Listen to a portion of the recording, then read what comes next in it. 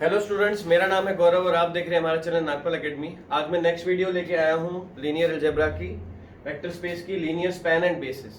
उससे पहले हमने पढ़ा था लीनियर कॉम्बिनेशन के बारे में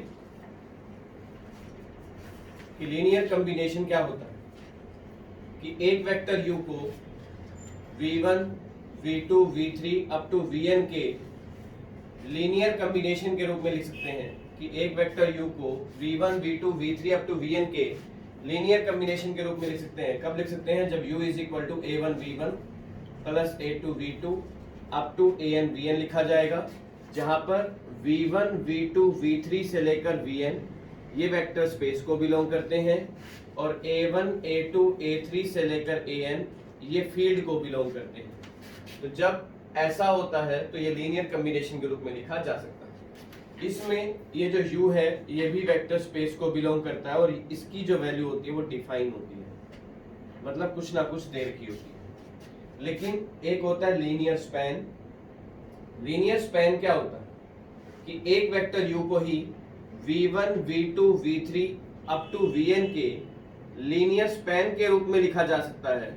कब लिखा जा सकता है? जब u is equal to a1 v1 plus a2 v2 up to an vn होगा। यहाँ पर u जो होता है वो नॉट डिफाइन होता है, मतलब यहाँ पर ये जो u होता है वो वेरिएबल में होता है। अगर u वेरिएबल में होगा मतलब x y z में होगा, 1 2 3 में नहीं होगा, तो u को v1, v2, v3 up to vn के लीनियर स्पैन के रूप में लिखा जा सकता है। एक लीनियर कॉम्बिनेशन होता है और एक लीनियर स्पैन होता है।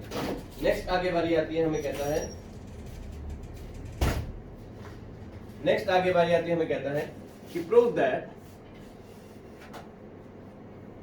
कि लीनियर कॉम्बिनेशन और लीनियर स्पैन में सिर्फ इतना ही फर्क है कि लीनियर कॉम्बिनेशन में u जो होगा डिफाइन होगा और लीनियर स्पैन में u जो होगा वो नॉट डिफाइन होगा।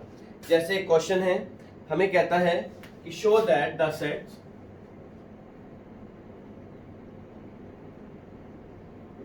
1 0 0 0 1 0 और 0 0 1 है।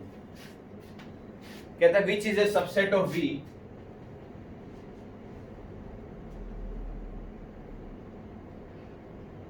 which is a subset of v is equal to r cube spans the entire vector space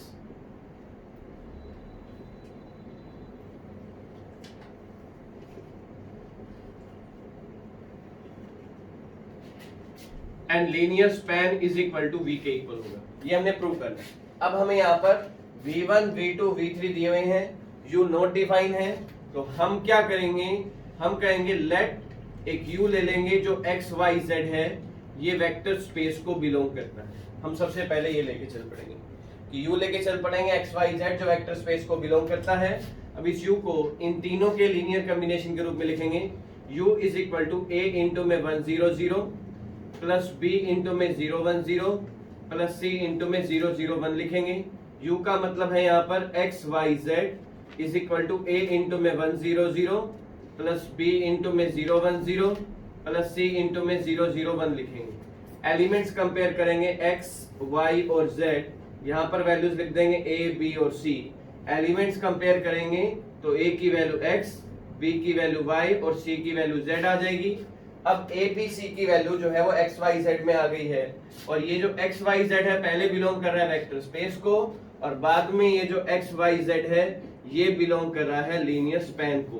तो वेक्टर स्पेस लीनियर स्पैन का सबसेट हो जाएगा और हमें पता है हमेशा कि लीनियर स्पैन वेक्टर स्पेस का सबसेट होता है। तो वेक्टर स्पेस लीनियर स्पैन का सबसेट है और लीनियर स्पैन वेक्टर स्पेस का सबसेट है, तो दोनों आपस में इक्वल हो जाएंगे।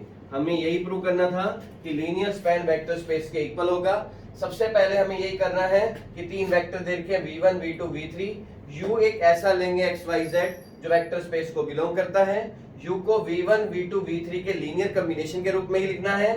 a b c की वैल्यू x y z में निकालनी है।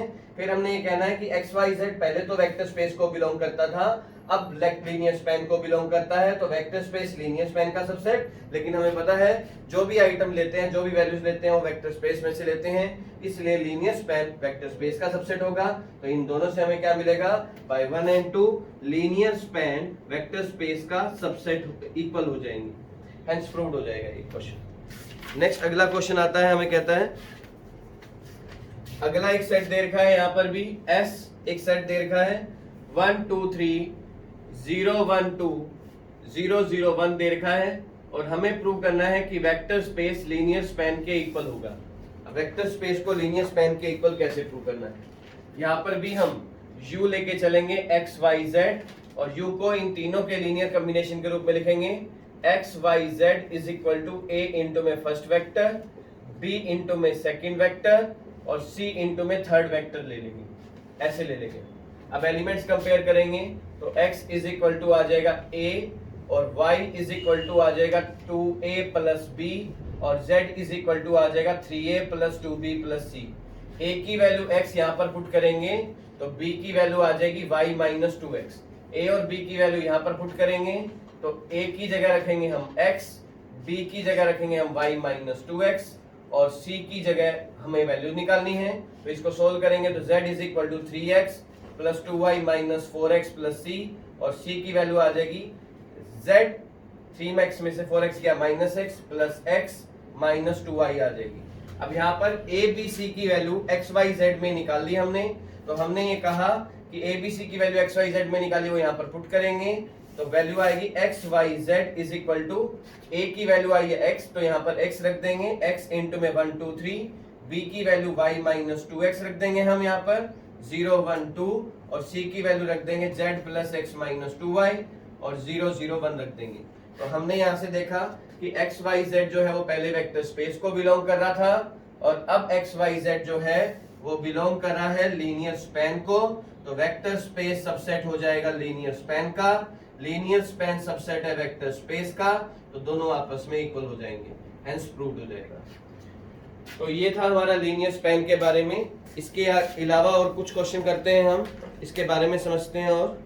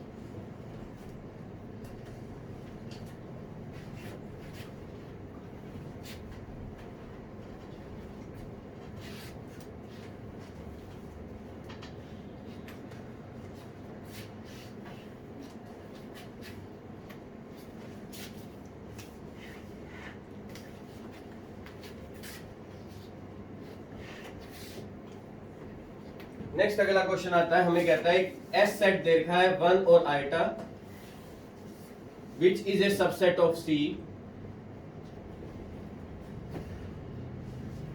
अब जो सबसेट है कॉम्प्लेक्स नंबर का, हमें इस कॉम्प्लेक्स नंबर को रियल नंबर के इक्वल प्रूव करना है। तो अब हमने कहा 1 और आइटा है, ये कॉम्प्लेक्स नंबर है, तो यहाँ पर लिख देंगे x plus eta y is equal to a into में 1 प्लस b इंटू में आइटा। यहाँ पर ये जो x और y है ये बिलोंग कर रहा है रियल कॉम्प्लेक्स नंबर को, यानी कि जो वेक्टर स्पेस है वो यहाँ पर कॉम्प्लेक्स नंबर है। अब एलिमेंट्स कंपेयर करेंगे तो a की वैल्यू x और b की वैल्यू y आ जाएगी।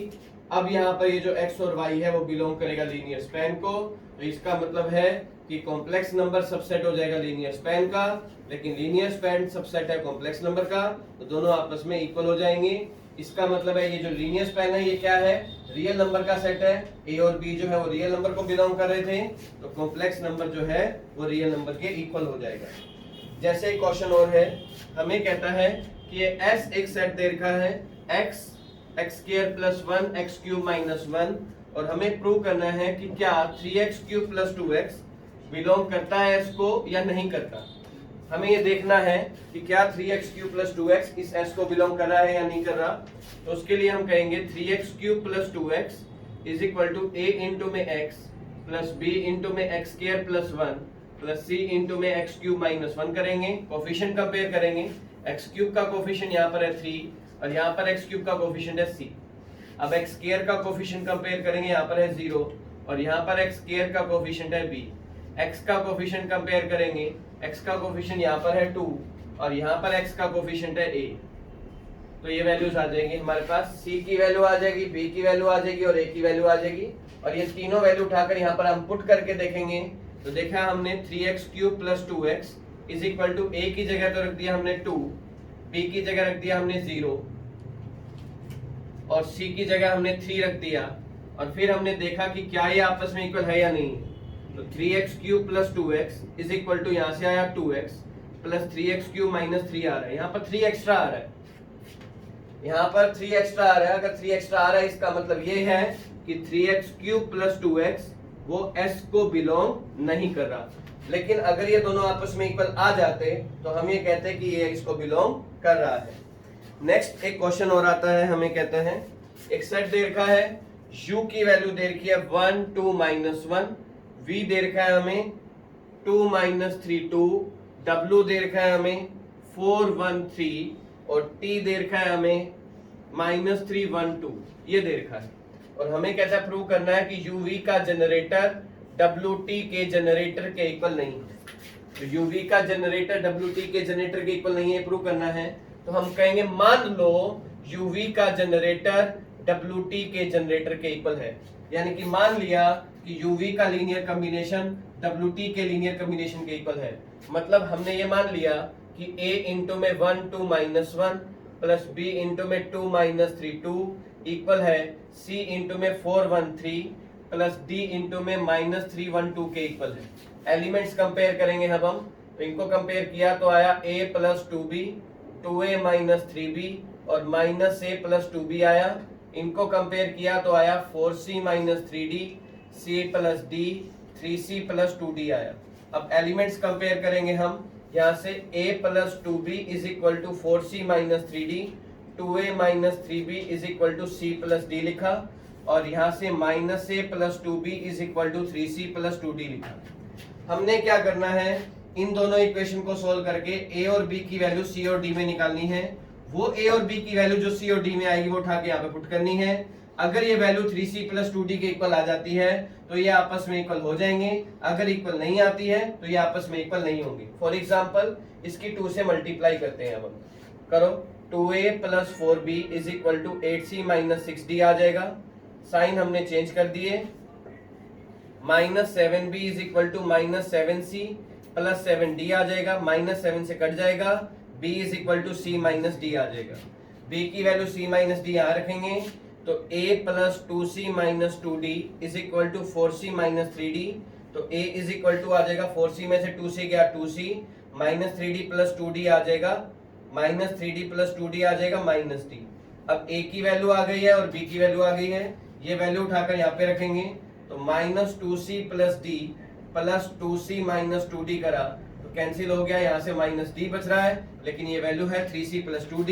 ये दोनों आपस में इक्वल नहीं है। इसका मतलब है कि uv का जनरेटर wt के जनरेटर के इक्वल नहीं है। uv का जनरेटर wt के जनरेटर के इक्वल नहीं है। तो ये हमारे क्वेश्चन थे जो सिर्फ और सिर्फ लीनियर स्पैन के ऊपर बेस्ड थे। लीनियर स्पैन का मतलब होता है कि एक वेक्टर u को v1 v2 v3 के लीनियर स्पैन के रूप में लिख सकते हैं जब यहाँ पर u नॉट डिफाइन होता है, लेकिन linear span as a linear combination होता है, लेकिन लीनियर कॉम्बिनेशन नहीं होता। अब हम नेक्स्ट टॉपिक करते हैं, बेसिस के बारे में पढ़ते हैं कि बेसिस क्या होती है।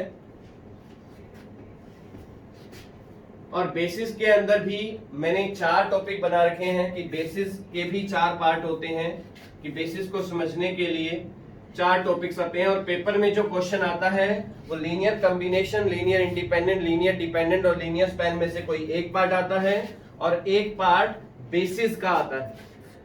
तो बेसिस के जो चारों टॉपिक अब मैं कराऊंगा, मोस्ट इंपॉर्टेंट टॉपिक है इन चारों टॉपिक में से एक टॉपिक जरूर आएगा, मेथड बता रहा हूं मैं, तो उसके मेथड को ध्यान से समझना।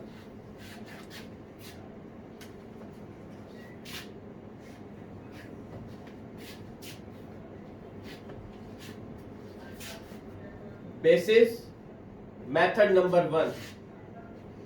मेथड नंबर 1 कहता है कि prove that given set is a basis.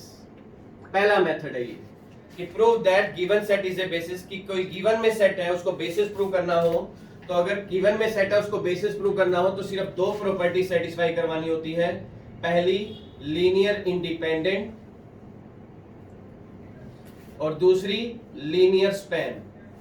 जो दो प्रॉपर्टी सेटिस्फाई करता है वो बेसिस बन जाता है, और बेसिस ही एक्चुअली में वेक्टर स्पेस को जनरेट करती है। बेसिस होती क्या है, कोई आम शब्द में पूछे कि बेसिस क्या होती है, तो बेसिस का मतलब होता है एक ऐसा सेट जो वेक्टर स्पेस को जनरेट करता है, वेक्टर स्पेस को बनाता है, वो बेसिस कहलाता है। कई बार बेसिस जो होती है वेक्टर स्पेस के इक्वल भी हो जाती है, लेकिन आमतौर पर बेसिस वेक्टर स्पेस का सबसेट होती है। अब बेसिस के क्वेश्चन करते हैं हम।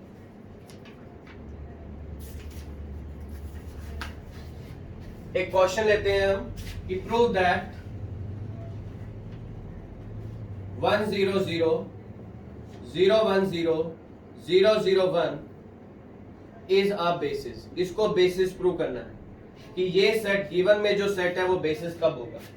एक गिवन में सेट बेसिस तब हो जाता है जब वो दो प्रॉपर्टी सेटिस्फाई करता है। पहली होती है लीनियर इंडिपेंडेंट। तो लीनियर इंडिपेंडेंट क्या होती है? लीनियर इंडिपेंडेंट के लिए हम करते हैं कि इन तीनों को मैट्रिक्स में लिखते हैं और मैट्रिक्स का डिटरमिनेंट निकालते हैं। अगर इसका डिटरमिनेंट नॉट इक्वल टू 0 आता है तो लीनियर इंडिपेंडेंट हो जाता है। अब लीनियर स्पैन करना है हमने। लीनियर स्पैन में क्या करेंगे? लीनियर स्पैन में हम ये लिखेंगे कि एक्स वाई जेड एक वेक्टर लेंगे, इसको a इंटू में पहला वेक्टर, b इंटू में दूसरा वेक्टर और c इंटू में तीसरा वेक्टर्स कर देंगे।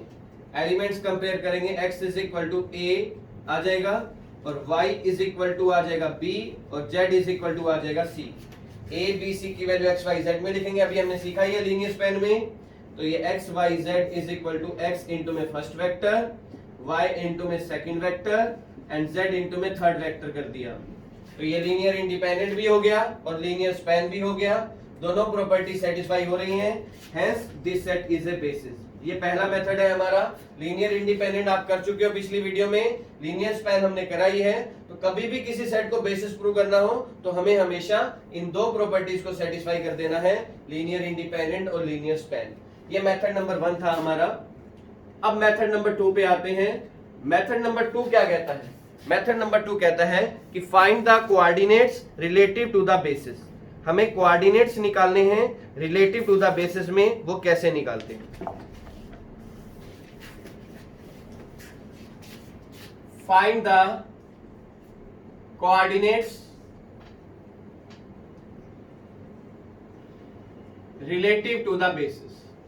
कभी भी कोऑर्डिनेट्स निकालने हो रिलेटिव टू द बेसिस कैसे निकालने हैं? जैसे हमें इसके कोऑर्डिनेट निकालने हैं -1 2 3 4 के रिलेटिव टू 4 वेक्टर दे रखे हैं बेसिस में 0 1 1 0 0 0 1 1 1 0 0 1 और 0 1 0 0। इसके कोऑर्डिनेट निकालने हैं इसके रिलेटिव में।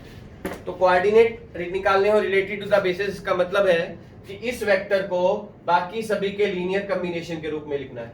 मतलब -1 2 3 4 को हमने क्या लिखना है? a इंटू में फर्स्ट वेक्टर, b इंटू में सेकंड वेक्टर, c इंटू में थर्ड वेक्टर और d इंटू में फोर्थ वेक्टर लिखना है।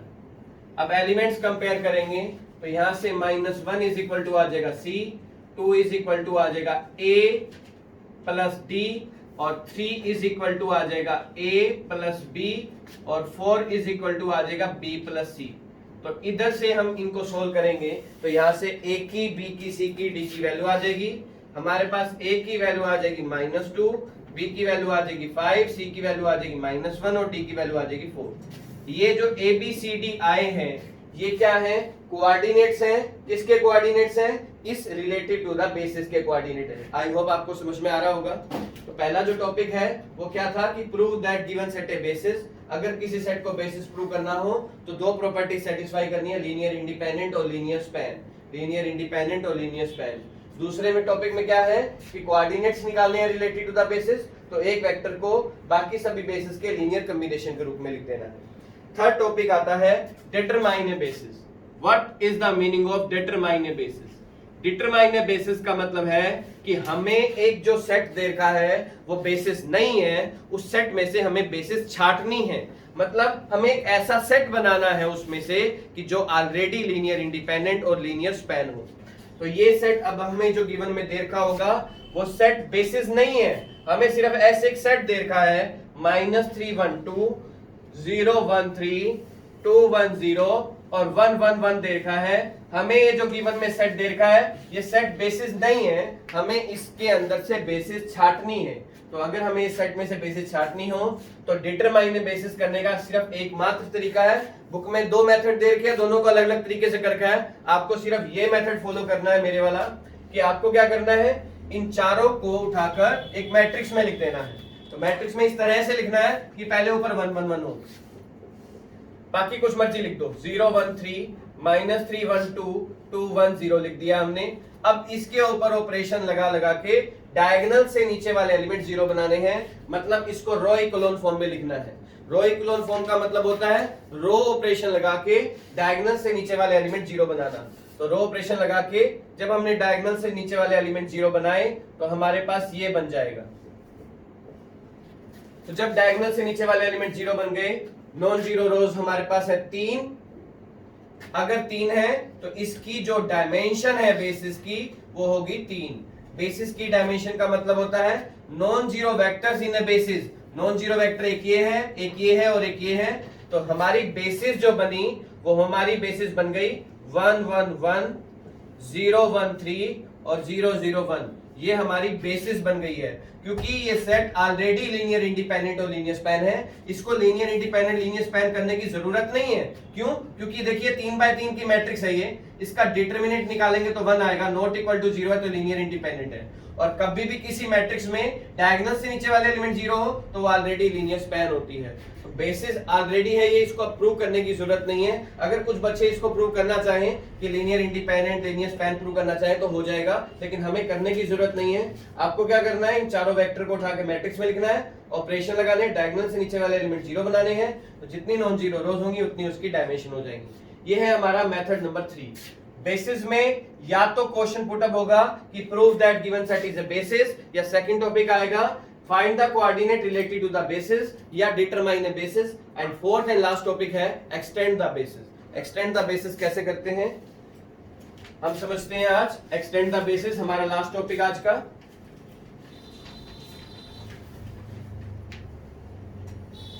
नेक्स्ट वीडियो में मैं बेसिस एंड डायमेंशन की कुछ थ्योरम्स लेके आऊंगा।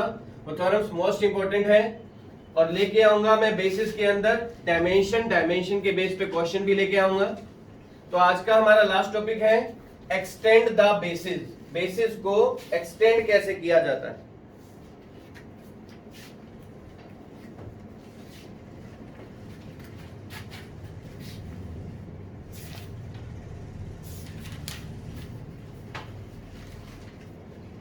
हमें कहता है एक्सटेंड द बेसिस। बेसिस को एक्सटेंड करना है हमने। हमें एक सेट दे रखा है 0 1 2 और 2 -1 4 दे रखा है, इसको एक्सटेंड करना है। हमने ये देखा कि वेक्टर्स के अंदर 2 एलिमेंट है, इस बेसिस के अंदर 2 एलिमेंट है, लेकिन वेक्टर के अंदर एलिमेंट है 3।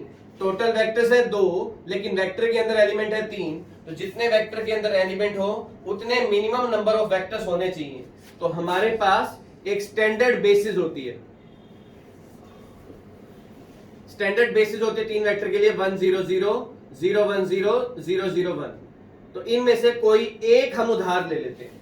कोई एक हमने उधार ले लिया, क्रेडिट ले लिया, और इसको हमने उठाकर मैट्रिक्स में लिख दिया। 1 0 0 लिया, 0 1 2 लिया, 2 -1 4 लिया। अब हमने एक वेक्टर तो ले लिया, कोई भी आप एक ले सकते हो, आप जरूरी नहीं है कि मैंने 1 0 0 लिया तो आपने भी 1 0 0 लेना है, इन तीनों में से कोई भी आप एक ले सकते हो।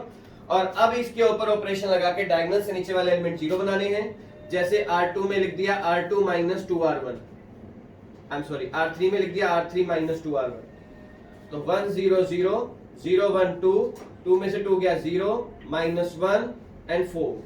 अब हमने क्या किया, R3 में लिख दिया R3 + R2, तो देखिए 1 0 0 0 1 2 0 0 6 हो गया। डायगोनल से नीचे वाले एलिमेंट 0 हो गए।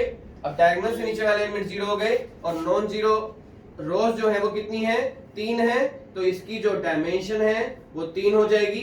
और हमने बेसिस को एक्सटेंड कर दिया। कैसे एक्सटेंड कर दिया, वेक्टर्स 2 थे, अब हमारे पास वेक्टर कितने आ गए, 3, यानी कि हमारी जो बेसिस बनी उसके अंदर वेक्टर है 1 0 0 0 1 2 और 0 0 6। तो ये हमारा आज का लास्ट टॉपिक है। अगर मेरी वीडियो पसंद आए तो इसको लाइक कर देना। Thank you.